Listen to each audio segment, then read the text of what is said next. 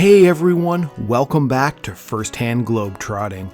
I'm back with part 2 of my trip to Niagara Falls, Canada.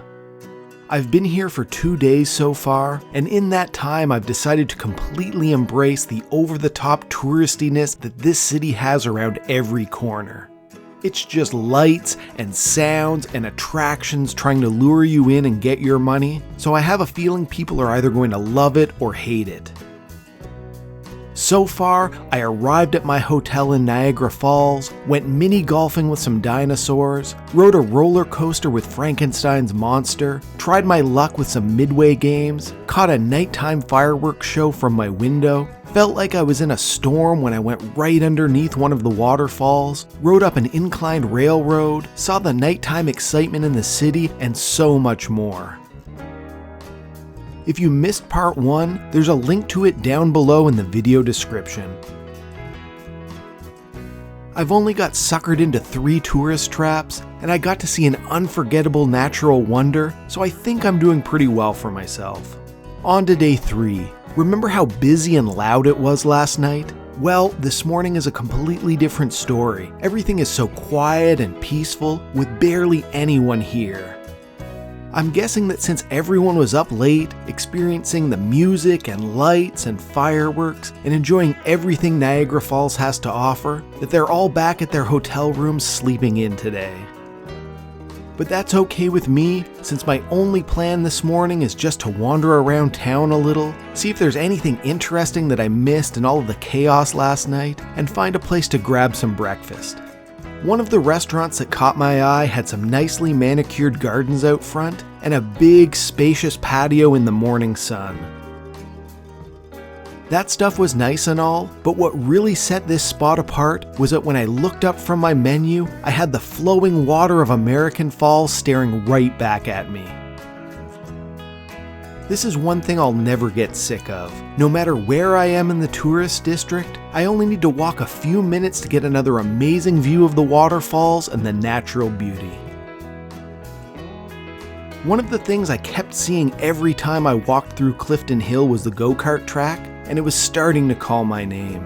It's in the middle of the tourist area, right underneath the Ferris wheel, but what really got my attention was that it's 2 stories with ramps going up and down.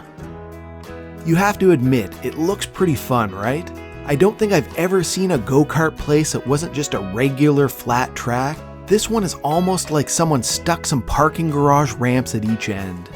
So yeah, I couldn't resist the temptation. I bought myself a ticket and waited in line for my 4th tourist trap so far on this trip. And if I'm being totally honest, it was a lot of fun. The first part of the track is pretty standard and not very different from any other go-karting I've done before. But then I got to the ramp up and started going around and around and around and around as I pressed the pedal to the floor and tried my best to get it going as fast as possible.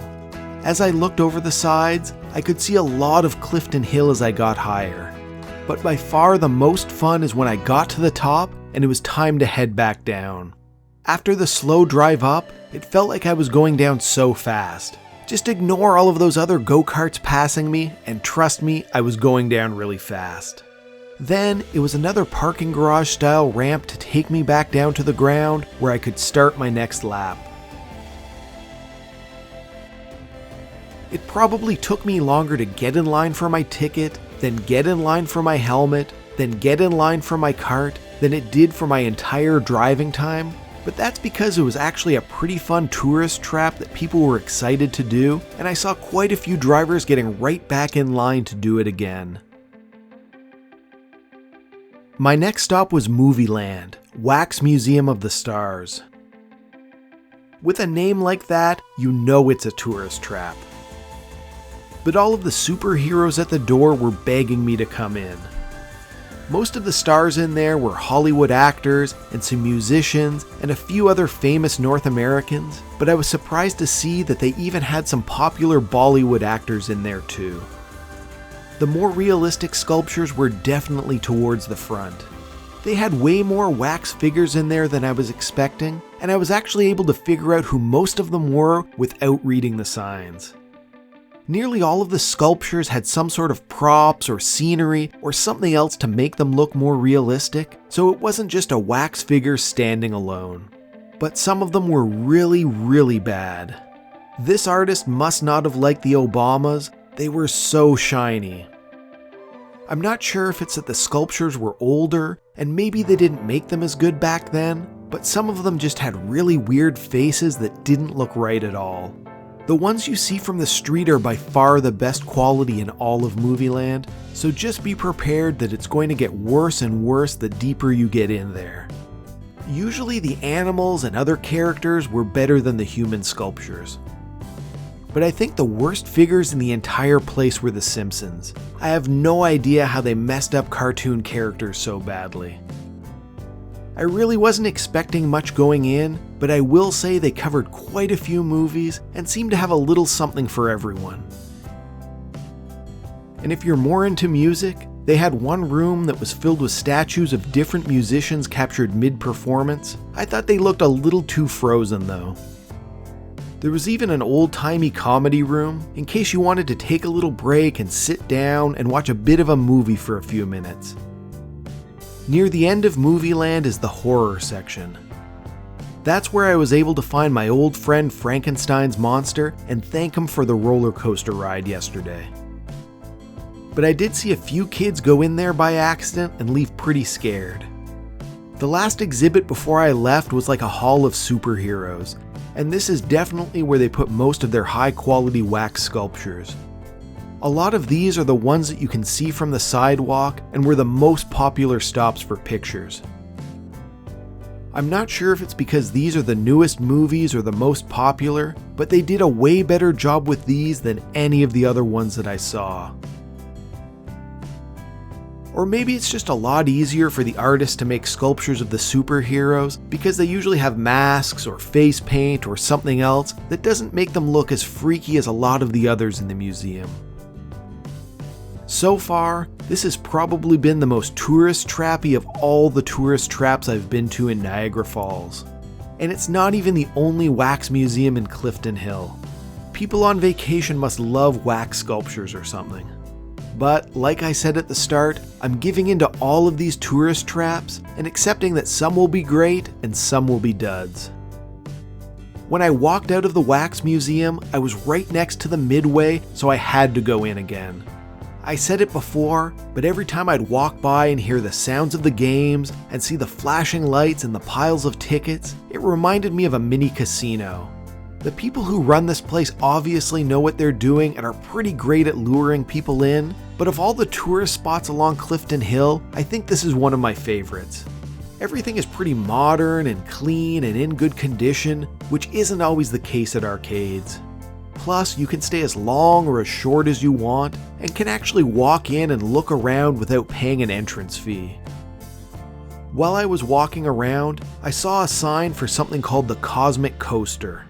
There were quite a few signs for it, but it took me a while to notice because it's off to one side of the Midway, kind of hidden away by some of the game machines in its own room. I bought my ticket, and inside it's like a mini movie theater. There are a few rows of big yellow seats lined up in front of the screen, almost like roller coaster seats with seatbelts. The reason you have to strap in is because the seats actually move you around during the ride. The screen shows you where the coaster's going, and the seat tilts and shakes depending on what direction you go. It's fuzzy on the video, but that's because it's in 3D and looks weird without the glasses on. It actually felt way more realistic than I expected, almost like a real roller coaster. Since the Cosmic Coaster was better than I expected, I decided to head over to the other side of the Midway and try a spookier attraction. This one's called Ghost Blasters, and as you can probably guess from the name, you try to keep yourself safe by blasting some ghosts. In this one, it's not just a fancy seat that makes you think you're moving. You actually sit in a little cart that moves slowly along a track and takes you through a haunted house course. The cart had a little laser blaster attached, so I was able to use it to fight off the ghosts and monsters that were trying to scare me around every turn. Some of the ghosts had little targets on them, so it was kind of like an amusement park ride mixed with a game of laser tag. They did a pretty good job inside with the lights and movement and sounds and paint jobs of all the ghosts. Definitely more cartoonish ghosts than scary ones, so don't go in there expecting a really freaky haunted house experience. If you are looking for scary, you'll probably find scarier looking things in the Wax Museum. This is more about the fun blasting part of it. I thought I blasted a lot more of the ghosts than I did, so either some of the targets weren't working, or probably more likely, I'm just a terrible shot. If I could have only picked one of the Midway attractions to do today, I think I would have went with the Cosmic Coaster, but Ghost Blaster wasn't bad if you have some extra time and money to spare. Ghost Blasters might not have been scary, but down by the go-karts I saw something that looked a little more intense. There was a pretty calm zombie sitting on a bench out front, not really bothering anyone, just enjoying Niagara Falls. But his friends up top didn't seem nearly as nice. They were waiting to escape the barbed wire fence and cause havoc in town. This attraction is Zombie Attack, and just like Ghost Blasters, they made sure to give it a really obvious name for what to expect. Between rides, they open up the big windows, and you can see the rows of yellow seats in front of the movie screen. Same setup as Cosmic Coaster, but each seat also comes with a laser blaster attached to it. It was almost like Cosmic Coaster and Ghost Blasters were squished together into one attraction with the best parts of both, but the scariness turned up a few notches. Like with the coaster ride, it's going to look a little blurry on the screen. That's because you need 3D glasses to see the zombies really jump out at you. Basically, a never-ending swarm of zombies was coming to try to eat us, and all we had to protect ourselves was our trusty laser blasters. And if you look on the screen, all of the little colored dots are where everyone is shooting, so it's more like a video game than just a regular movie. Maybe today's just proof that I'm a sucker for a movie seat that moves and shakes, or I really like laser blasters, because I thought Zombie Attack was pretty fun. Lots of tourist traps today, but most were pretty good. No matter where I've been in Niagara Falls, there's always one thing staring back at me. It's Skylon Tower, and it reminded me of a mini version of the CN Tower. Niagara Falls isn't a huge city filled with skyscrapers, so the tower really stands out as a landmark wherever you go. Every time I'd look over at it, I'd see these little yellow elevator cars moving up and down the sides of the tower. It reminded me of an ant walking up and down a tree over and over again. I like that they have an elevator on every side of the building and they're all outside. So, of course, I walked over to the base of the tower and bought myself a ticket up to the top. I think I'm already at 6 tourist traps, only counting the ones from today. When you walk in, it's just an old-looking Midway. And, of course, some souvenir shops too. But none of that stuff really mattered much, because the real fun of the attraction starts when you get into one of those little yellow elevators and start going up the tower. You come out of the elevator into an indoor ring room. Other than a souvenir store and some displays on the wall about celebrities that have visited Skylon Tower and other big buildings around the world, there really wasn't any reason to stay inside. The observation deck outside is where you really want to be. I was so much higher than anywhere else, so I could look down at Clifton Hill and the Rainbow Bridge and across the river to New York. Honestly though, I was up here to look at the falls, and what made this view special was that I could see where all of the water was coming from before it spilled over the waterfalls. When you look at it from this angle, you see that there's only a tiny little island of land separating American Falls from Horseshoe Falls. It looks like it's about to be swept away. It's amazing to think about how much water is flowing down the river and spilling over the falls, and that it's doing that non-stop 24 hours a day, 365 days a year, forever. The observation deck is a ring that goes all the way around the tower, but honestly, the only part of it that was really all that interesting was the area looking out over the waterfalls. Like I said before, If you turn away from the water and look on the opposite side of Niagara Falls, the tourist area disappears almost immediately and it's just a normal city. I know I've gotten a lot of different views of the waterfalls the past few days, but I'm pretty happy I went up Skylon Tower and got to see how it looked from high up above the water. After a day that felt like I was getting suckered into a new tourist attraction every hour, I decided to grab something to eat and relax. I picked one of the most touristy restaurants right in the middle of Clifton Hill and settled in for some people watching while I ate. I feel like I need to say this with every meal, but whenever I'm in Canada, I can't help but get poutine every chance I get. When I've been walking around Clifton Hill, I've pretty much completely stayed on the main road with the crowds and the wall-to-wall attractions, but I decided to walk down some of the side roads and explore a bit. As you can probably guess, even more tourist traps down here too. Some of the places along Clifton Hill looked a little bit old and dated, but usually they at least made the outside look pretty good with a fresh paint job. Down these side streets, the quality definitely seemed to go down. I even found another wax museum. The highlight of my exploring was finding some more little gardens and fountains. The gardens made a nice little buffer between the commercialism of Clifton Hill and the beauty of the waterfalls. It was nice to have a little place to sit down without having to buy something or pay for an attraction or spend any money. I say that, but the real reason I was here is that I was killing some time waiting for the sun to go down so I could spend even more money on some more tourist traps. This was actually a repeat of my morning since I was back at the go-kart track for a few more laps around the course.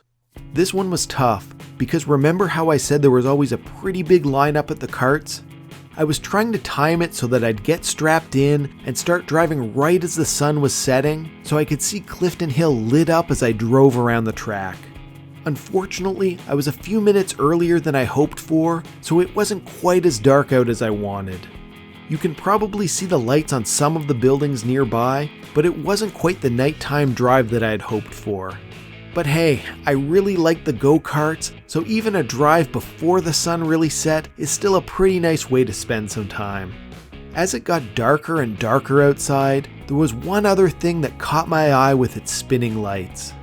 The Skywheel is another one of those things you just can't miss in Niagara Falls. It seems like wherever you're standing, you can see it spinning somewhere off in the distance. I think everyone had the same idea as me, because the lineup for a nighttime ride seemed a lot longer than in the day. Even with the danger of a T-Rex about to eat your Ferris wheel pod, people still seemed excited to get on. I always find some of the most impressive views of a Ferris wheel are right at the base of it, where you look up and see the metal sticking out hundreds of feet above you. So I waited as the parade of pods went around and around and around and around, but I wasn't in a rush since the longer it took, the darker it would be outside. Everything was pretty efficiently run here. They have a few different lanes, so they can unload and load a few of the pods at a time.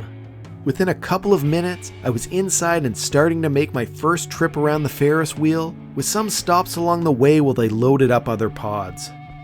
Looking out the side, I could see Horseshoe Falls to one side with Skylon Tower lit up in front of me, another elevator of people going up towards the top.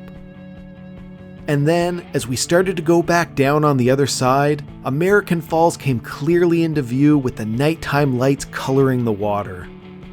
I think I was able to spot every tourist trap that I gave money to today, and I could really see how busy it was starting to get around here. Nighttime was probably the best time to go on the Skywheel, since pretty much everything you want to see in Niagara Falls lights up like a candle once night hits.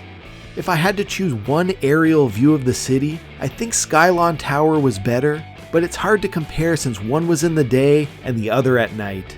Today was a whirlwind of attraction after attraction after attraction, so after my ride on the Skywheel, I headed back up to my hotel and got ready for the nighttime fireworks show.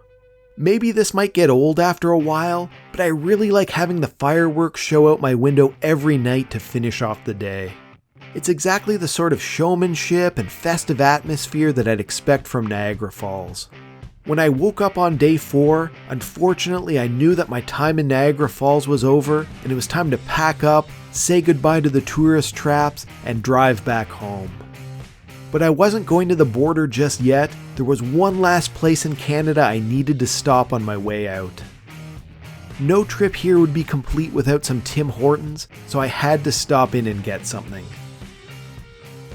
When I think of Canadian fast food chains, this is the first place that comes to my mind, so I always have to go at least once when I'm in Canada.